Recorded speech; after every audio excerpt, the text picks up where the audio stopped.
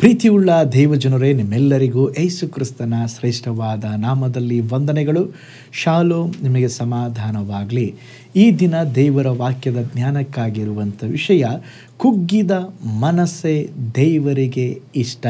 ಅದಕ್ಕೆ ಆಧಾರವಾಗಿ ಕೀರ್ತನೆಗಳ ಗ್ರಂಥ 31:12 ವಚನ, ನಾನು ಒಡೆದ ಬೋಗಿಯ ಹಾಗೆ ಇದ್ದೇನೆ.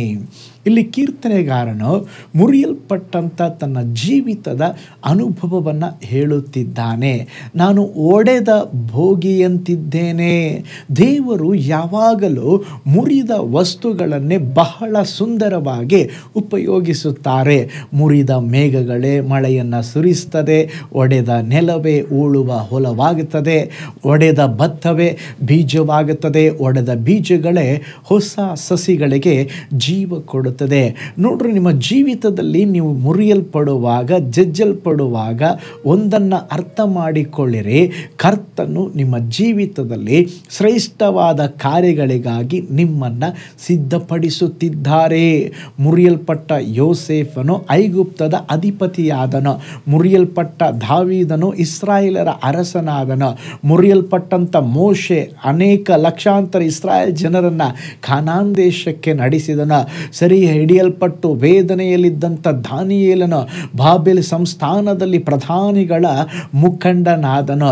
ಮನೋವ್ಯಥೆಪಟ್ಟಂಥ ಮುರಿಯಲ್ಪಟ್ಟಂಥ ಪೇತ್ರನೇ ಪ್ರಧಾನ ಅಪೊಸ್ತಲನಾದನು.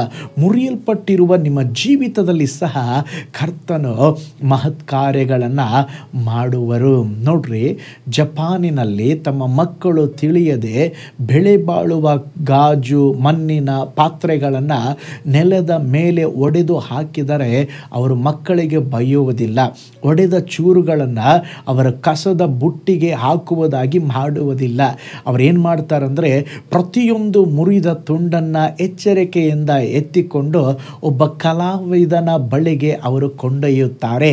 ಅವರು ಆ ಮುರಿದ ಮಡಕೆಗಳನ್ನು ಮೂಲದಂತೆ ಉತ್ತಮವಾದ ಕಲಾಕೃತಿಗಳಾಗಿ ಮರು ಅಂಟಿಸುತ್ತಾರೆ.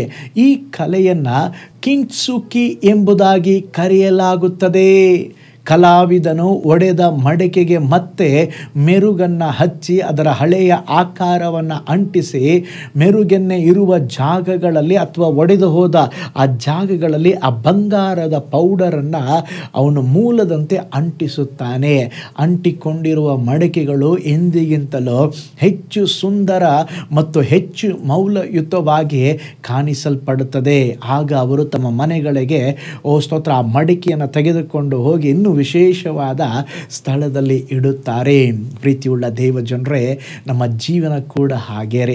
ಪಾಸ್ಟರ್, ನನ್ನ ಜೀವನ ಮುಗಿದು ಹೋಯಿತು ಎಂಬುದಾಗಿ ನೀವು ಹೇಳುತ್ತಿರಬಹುದು. ಪಾಸ್ಟರ್, ನನ್ನ ದಾಂಪತ್ಯ ಮುರಿದು ಬಿದ್ದಿದೆ, ನನ್ನ ವಿದ್ಯಾಭ್ಯಾಸದಲ್ಲಿ ನಿರೀಕ್ಷಿತ ಅಂಕಗಳಿಲ್ಲದೆ ಸಿಕ್ಕಿ ಹಾಕಿಕೊಂಡಿದ್ದೇನೆ, ನಾನು ಸರ್ಕಾರಿ ಕೆಲಸ ಮತ್ತು ವಿದೇಶ ಉದ್ಯೋಗಗಳಿಗಾಗಿ ಅನೇಕ ಬಾರಿ ಪ್ರಯತ್ನ ಪಟ್ಟು ನಾನು ಸೋತು ಹೋಗಿದ್ದೇನೆ, ಮುರಿದು ಹೋಗಿದ್ದೇನೆ, ಜೀವನದಲ್ಲಿ ಮುನ್ನಡೆಯಲು ಸಾಧ್ಯವಾ ಎಂಬುದಾಗಿ ನೀವು ಯೋಚಿಸುತ್ತಾ ಇರಬಹುದು. ನೋಡ್ರಿ, ನಿಮ್ಮ ಜೀವನವನ್ನು ದೇವರ ಕೈಗಳಲ್ಲಿ ಒಪ್ಪಿಸಿಕೊಡಿ. ಹೇಗೆ ಕಲಾವಿದನು ಆ ಕಿಂಟ್ಸುಕಿ ಕೈಯಲ್ಲಿ ಮುರಿದ ವಸ್ತು ಅತ್ಯಂತ ಸುಂದರವಾದ, ಅಮೂಲ್ಯವಾದ, ಉಪಯುಕ್ತವಾದ ವಸ್ತುವಾಗಿ ಮಾರ್ಪಟ್ಟಿತೋ, ಅದೇ ರೀತಿಯಲ್ಲಿ ನಾವು ನಮ್ಮ ಮುರಿದ ಜೀವನವನ್ನು ಪರಮ ತಂದೆಗೆ ಒಪ್ಪಿಸಿದಾಗ ಆತನು ನಮ್ಮನ್ನು ಸುಂದರವಾಗಿ ಉನ್ನತವಾದ ಆಶ್ರಯದಲ್ಲಿ ಇರಿಸುತ್ತಾರೆ.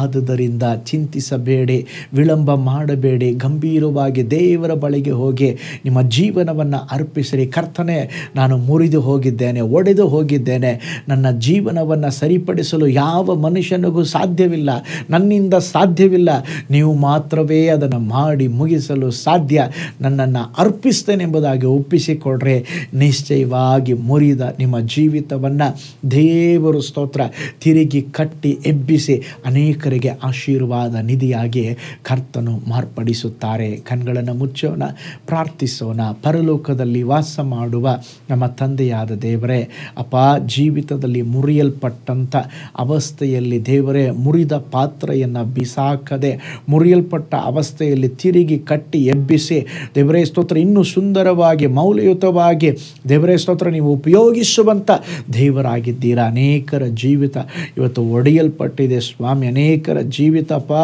ಜಜ್ಜಲ್ಪಟ್ಟಿದೆ ಸ್ವಾಮಿ. ದೇವರೇ ಹೇಗೆ ಆ ಜಪಾನಿನ ಕಲಾವಿದರು ಸ್ವಾಮಿಯಪ್ಪ ಮುರಿಯಲ್ಪಟ್ಟ ಒಡೆಯಲ್ಪಟ್ಟದ್ದನ್ನು ತೆಗೆದುಕೊಂಡು ತಿರುಗಿ ಹೆಚ್ಚು ಮೌಲ್ಯವುಳ್ಳದ್ದಾಗಿ ಅದನ್ನು ಮಾಡಿಕೊಡ್ತಾರೆ. ಅದೇ ವಿಧದಲ್ಲಿ ನೀವು ಮಾಡಲಿಕ್ಕೆ ಶಕ್ತರಾಗಿದ್ದೀರಾ. ನಮ್ಮ ಜೀವಿತವನ್ನು ನೀವು ಆಳ್ವಿಕೆ ಮಾಡಿರಿ, ನೀವು ರೂಪಿಸ್ರಿ, ನೀವು ಪುನಃಸ್ಥಾಪಿಸ್ರಿ, ನೀವು ಆಳ್ವಿಕೆ ಮಾಡಿರಿ. ವಿಡಿಯೋ ವಾಚ್ ಮಾಡಿದ ಪ್ರತಿಯೊಬ್ಬರನ್ನು ಬ್ಲೆಸ್ ಮಾಡಿರಿ, ನಿಮ್ಮ ಹಸ್ತ ಜೊತೆಗಿರಲಿ, ಆಳ್ವಿಕೆ ಮಾಡಿರಿ ಯೇಸುವಿನ ಹೆಸರಿನಲ್ಲಿ ತಂದೆಯೇ, ಆಮೇನ್. Price lord. ಹಾಗಾದರೆ ನಿಮ್ಮ ಜೀವಿತವನ್ನು ದೇವರಿಗೆ ಒಪ್ಪಿಸಿಕೊಡಿ, ಬಿಟ್ಟುಕೊಡಿ. ಮುರಿದ ನಿಮ್ಮ ಜೀವಿತವನ್ನು ದೇವರು ಕಟ್ಟಿ ಎಬ್ಬಿಸುವರು. ದೇವರು ನಿಮ್ಮನ್ನು ನಿಮ್ಮ ಕುಟುಂಬವನ್ನು ಬ್ಲೆಸ್ ಮಾಡಲಿ. ನಾಳೆ ಮತ್ತೊಂದು ದೈನಂದಿನ ಜ್ಞಾನದಲ್ಲಿ ನಾನು ನಿಮ್ಮನ್ನು ಸಂಧಿಸ್ತೇನೆ. ನಾನು ನಿಮ್ಮ ಪ್ರೀತಿಯ ಸೇವಕ pastor Paul Joy. God bless you. ಕರ್ತನಲ್ಲಿ ಪ್ರಿಯರೇ, ಈ ಸಂದೇಶ ಮತ್ತು ಪ್ರಾರ್ಥನೆ ನಿಮಗೆ ಆಶೀರ್ವಾದಕರವಾಗಿದ್ದರೆ, ದೇವರು ನಿಮ್ಮನ್ನು ಪ್ರೇರೇಪಿಸಿದರೆ, ನಂಬಿಕೆಯಿಂದ ಸಾಗುವ ಈ ಸೇವೆಗೆ ನಿಮ್ಮ ಅಮೂಲ್ಯವಾದ ಕಾಣಿಕೆಯನ್ನು ಬಿತ್ತಿರಿ. ಪ್ರೀತಿಯ ದೇವಜನರೇ, ವಾಯ್ಸ್ ಆಫ್ ಹೋಪ್ ಮಿನಿಸ್ಟ್ರಿಯ ವತಿಯಿಂದ ಕೋರಮಂಗಲದಲ್ಲಿ ಪ್ರತಿ ಭಾನುವಾರ ಬೆಳಿಗ್ಗೆ 9:30ಕ್ಕೆ ಕನ್ನಡ ಆರಾಧನೆ ನಡೆಯುತ್ತಿದೆ. ಆತ್ಮಭರಿತವಾದ ಆರಾಧನೆ, ಮನಮುಟ್ಟುವ ಸಾಕ್ಷಿ, ಬಲಪಡಿಸುವ ದೇವ ಸಂದೇಶ. ಬನ್ನಿ, ನಮ್ಮೊಂದಿಗೆ ಭಾಗಿಯಾಗಿ ಕರ್ತನನ್ನು ಆರಾಧಿಸಿರಿ. ನೂತನ ತಿಂಗಳ ಆಶೀರ್ವಾದ ಕೂಟ ಪ್ರತಿ ತಿಂಗಳು ಮೊದಲ ದಿನ ಸಂಜೆ 7 ಗಂಟೆಗೆ. ಪ್ರತಿ ತಿಂಗಳು 2ನೇ ಶನಿವಾರ ಬಿಡುಗಡೆ ಉಪವಾಸ ಪ್ರಾರ್ಥನೆ ಕೂಟ ಬೆಳಿಗ್ಗೆ 10:30ಕ್ಕೆ.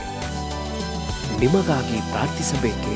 ನಿಮಗೆ ಯಾವುದಾದರೂ ಪ್ರಾರ್ಥನೆ ಮನವಿಗಳು ಇರುವುದಾದರೆ ಕೆಳಗಿನ ನಂಬರಿಗೆ ಕರೆ ಮಾಡಿ ಅಥವಾ ವಾಟ್ಸಪ್ ಮಾಡಿ. ಈ ಆತ್ಮಿಕ ಸಂದೇಶಗಳು ನಿಮಗೆ ಆಶೀರ್ವಾದಕರವಾಗಿದ್ದರೆ ಲೈಕ್ ಮಾಡಿರಿ.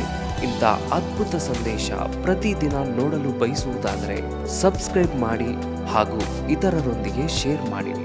ಕರ್ತನು ನಿಮ್ಮನ್ನು, ನಿಮ್ಮ ಕುಟುಂಬವನ್ನು ಆಶೀರ್ವದಿಸಲಿ.